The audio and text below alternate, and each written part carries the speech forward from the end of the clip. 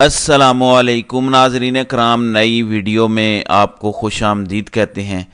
आज अली अमीन गंडापुर खैबर पख्तूनख्वा में वोट लेकर 2/3 मेजॉरिटी के साथ वज़ीर आला खैबर पख्तूनख्वा मुंतखब हुए। उनके मुखालिफ उम्मीदवार महज 16 वोट ले सके। सभी जानते हैं कि अली अमीन गंडापुर का आना, उनका मुंतखब होना क्या माने रखता है। आज की ख़ास बात अली अमीन गंडापुर की वो गुफ्तगू है। उन्होंने पहले कुरान पाक पर खुद हलफ दिया, फिर अपने अरकान से हलफ लिया कि हम ना करप्शन करेंगे, ना किसी को करने देंगे, न इस हवाले से किसी को स्पेयर करेंगे। ये मेरे ख्याल से पाकिस्तान जैसे माशरे में बहुत बड़ी बात है, अपनी ज़ात से आगाज़ करना और कुरान पाक पर हलफ देना। अब अवामी नुमाइंदों पर इसी तरह ही एतमाद कर सकते हैं। अगर कोई शख्स हमारे सामने हलफ दे तो इससे आगे तो कोई बात नहीं हो सकती। अब चूँकि धांधली का शोर मचा हुआ है और कुछ जगहों पर कहा जा रहा है कि खैबर पख्तूनख्वा के अंदर भी पाकिस्तान तहरीक इंसाफ के हक में धांधली की गई। आपको याद होगा इमरान खान ने 2018 में अपोजिशन को कहा था कि आप हाथ रखें और बताएं कि कौन सा हलका खोलें। आज वज़ीर आला खैबर पख्तूनख्वा अली अमीन गंडापुर ने भी यही कहा कि हम तमाम तर हलके खोलने को तैयार हैं। हमें इस बारे में कोई शक व शुबा नहीं है कि हम ये हलका नहीं खोलना चाहते। साथ ही उन्होंने कहा कि chief election commissioner Sikandar Sultan Raja का अब हर सूरत इस्तीफा चाहते हैं। उनके मुताबिक वो अपनी आईनी जिम्मेदारी पूरी करने में नाकाम रहा। उन्होंने कहा कि खैबर पख्तूनख्वा में अगर आपको शक है कि यहाँ धांधली हुई है तो मैं खुद अपने हलके से और खैबर पख्तूनख्वा असम्बली को सबसे पहले पेश करता हूँ ताकि आप हमारे घर से शुरू करें।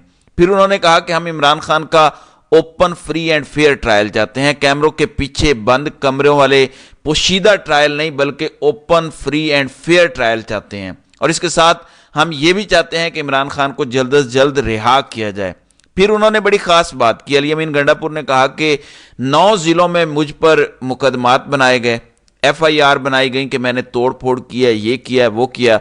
उन्होंने कहा कि अगर आपके पास सबूत हैं तो आओ, मुझे गिरफ्तार कर लो, मैं हाजिर हूं, मैं इसको बर्दाश्त करूंगा। फिर उन्होंने कहा कि हम चाहते हैं कि हमारी खवातीन वर्कर्स, हमारे दीगर लोगों के साथ जो आपने जुल्म किया है उसका अजाला किया जाए और आप अपनी इस्लाह करें। और इस सिलसिले में उन्होंने कोई लंबा चौड़ा टाइम नहीं दिया। उन्होंने IG खैबर पख्तूनख्वा समेत तमाम इदारों को, ब्यूरोक्रेट्स को 1 हफ्ते की डेडलाइन दी है। उन्होंने कहा है कि IG खैबर पख्तूनख्वा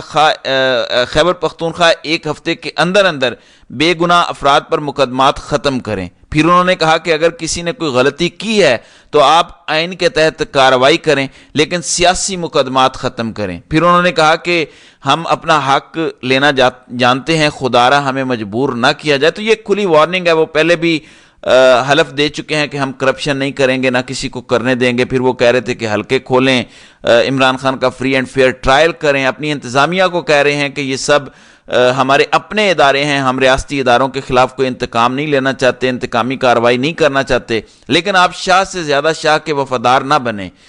फिर उन्होंने कहा कि हम इनको इस्लाह का मौका देते हैं। उनके अल्फाज हैं कि हम इंतकामी कार्रवाई नहीं चाहते जो आज हमारे साथ हुआ कल किसी और के साथ हो। उन्होंने कहा कि ऐसा निज़ाम चाहता हूं कि कोई कानून हाथ में ना ले। हमारे साथ जुल्म हुआ लेकिन हमें एहतजाज भी नहीं करने दिया गया, इसके बावजूद हम किसी से इंतकाम नहीं लेंगे। फिर उन्होंने कहा कि हमारी क़यादत के साथ जुल्म हुआ, ऐसी फस्तायत पूरी दुनिया में नहीं हुई। फिर कहा कि मैं इमरान खान का शुक्रिया भी अदा करता हूं और उनकी उम्मीदों पर पूरा उतरूंगा। आप जानते हैं कि ताकतवर हलकों की परेशानी भी यही थी कि अली अमीन गंडापुर आ गया तो अली अमीन गंडापुर कोई समझौता नहीं करेगा। इसीलिए इमरान खान को यह पैगाम पहुंचाया गया कि आप अली अमीन गंडापुर की नामजदगी का नोटिफिकेशन वापस ले लें ताकि मामलात बेहतरी की तरफ जाएं। लेकिन अली अमीन गंडापुर की अब समझ आना शुरू हो गई है कि वो लड़ाई नहीं चाहते, इंतकाम नहीं लेना चाहते। लेकिन अगर आप में से किसी का ख्याल है कि वो सिस्टम ऐसे ही चलता रहेगा तो वो ऐसा होने नहीं देंगे। अब एक जानिब खैबर पख्तूनख्वा में हुकूमत साजी का ये मरहला मुकम्मल हो चुका है, दूसरी जानिब आज कौमी असम्बली का इजलास भी हुआ। कौमी असम्बली के अंदर स्पीकर, डिप्टी स्पीकर का इलेक्शन हुआ। रिजल्ट्स के मुताबिक अयाज सादिक स्पीकर कौमी असम्बली मुंतखब हो गए हैं। 91 वोट हासिल वो कर सके आमिर डोकर। लेकिन आज की असल बात यह है कि आज भी पाकिस्तान तहरीक इंसाफ के खिलाड़ियों ने पूरे माहौल को गरमाए रखा और लग ये रहा था कि नून लीग भीगी बिल्ली बनी हुई है। पीपल्स पार्टी भी نون لیگ کا ساتھ دیتی نہیں دکھائی دی. انہوں نے پہلے ہی کہہ دیا تھا کہ ووٹ چوری کا الزام آپ پہ ہی رہنا ہے, یہ نعرے آپ نے ہی سننے ہیں, ہمیں کیا ضرورت ہے, وہ وزارتوں اور حکومت کے ہی مزے لیں گے. اور مسلم لیگ نون انتہائی ڈیفینسو ہے. اب وہ سوچتے ہوں گے کہ ہم نے یہ مینڈیٹ کیوں لیا ہے. عمر ایوب کل اے بی این نیوز پر بات کر رہے تھے لینا شکری کے ساتھ کہ یہ تو ٹریلر ہے, یہ تو ٹیزر ہے.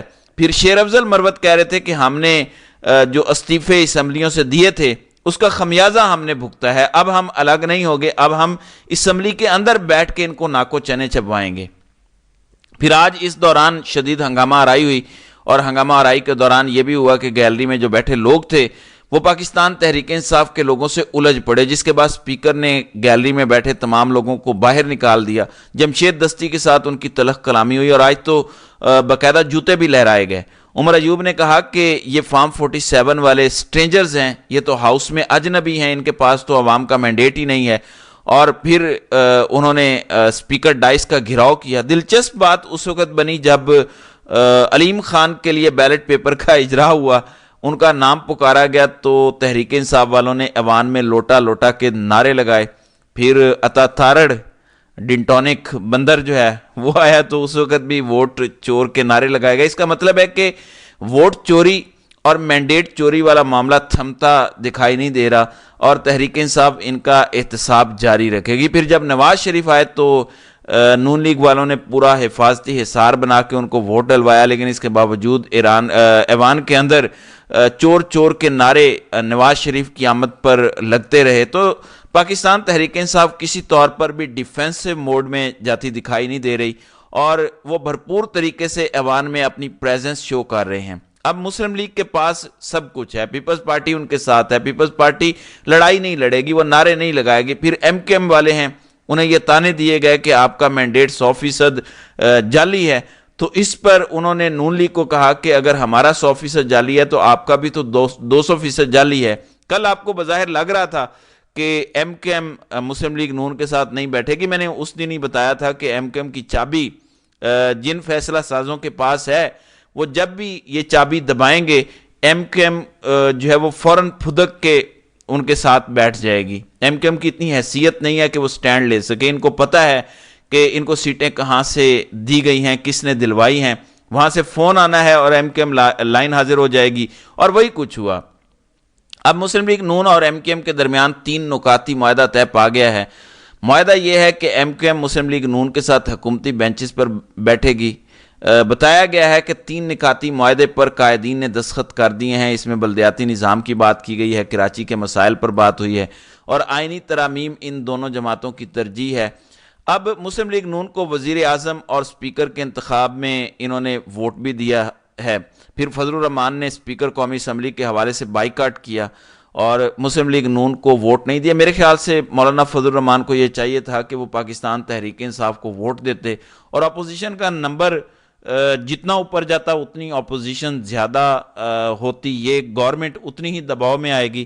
یہ آلریڈی دباؤ کے اندر ہیں, یہ میچ میں اترنے سے پہلے ہی دباؤ کا شکار ہیں. جب آپ گراؤنڈ میں ہار جائیں, بے شک سکور بورڈ پر آپ کی جیت لکھ دی جائے, پھر بھی آپ کے چہرے بتا دیتے ہیں کہ آپ ہارے ہوئے لوگ ہیں. فارم 47 اور فارم 45 کا مسئلہ تھا, جو فارم 45 کے مطابق جیتے ہیں وہ ایوان سے باہر بھی کھلی اور تگڑی گفتگو کر رہے ہیں, جبکہ فارم 47 والے ایوان کے اندر بھی خوف زدہ دکھائی دے رہے ہیں. ان کی پریشانی ابھی مزید بڑھتی دکھائی دے رہی ہے, کیونکہ رات کو انہوں نے پیٹرول کی قیمت 4 روپے 13 پیسے بڑھائی ہے. ظاہر ہے اب آپ کہیں گے کہ نگران حکومت نے یہ سب کیا. آپ کو یاد ہوگا آخری اضافہ بھی نواز شریف اور ان کی مرضی کے ساتھ ہوا تھا, ان کو آن بورڈ لے کے ہوا تھا, اور آج بھی یہی سچویشن ہے. ابھی یہ حکومت کے اندر آئے نہیں ہیں, اور ان کو کہا جا رہا ہے کہ آئی ایم ایف پروگرام کے نئے معاہدے میں جائیں. جتنی جلدی یہ معاہدہ ہوگا آپ استحکام میں آ جائیں گے. اب نگران وزیر خزانہ شمشاد اختر فرما رہی ہیں کہ آپ آئی ایم ایف کے ساتھ طویل المدتی معاہدہ جلد از جلد کریں تاکہ آپ اصلاحات کر سکیں اور مارکیٹ میں اعتماد کی بحالی ہو سکے. دوسری سماہی میں جی ڈی پی کی شرح 3% تک رہنے کا امکان ہے, جو پہلی سماہی میں 2.1% ہے. دیکھیں جب عمران خان موجود تھے تو یہی معیشت 6% سے گرو کر رہی تھی, لیکن ان کو فیصلہ سازوں کو یہ معیشت نہیں چاہیے تھی, ان کو وہ پسند نہیں آئی. لیکن چلیں اب آپ 3% کے ساتھ ہی چل کر دیکھ لیجئے، لیکن اب آپ کو کچھ نہ کچھ کرنا پڑے گا۔ اگر آپ نہیں کریں گے تو یہ معاملہ آئندہ دنوں میں آپ کے گلے ضرور پڑے گا۔ تو ناظرین کرام، آپ کی اس ویڈیو کے حوالے سے کیا رائے ہے؟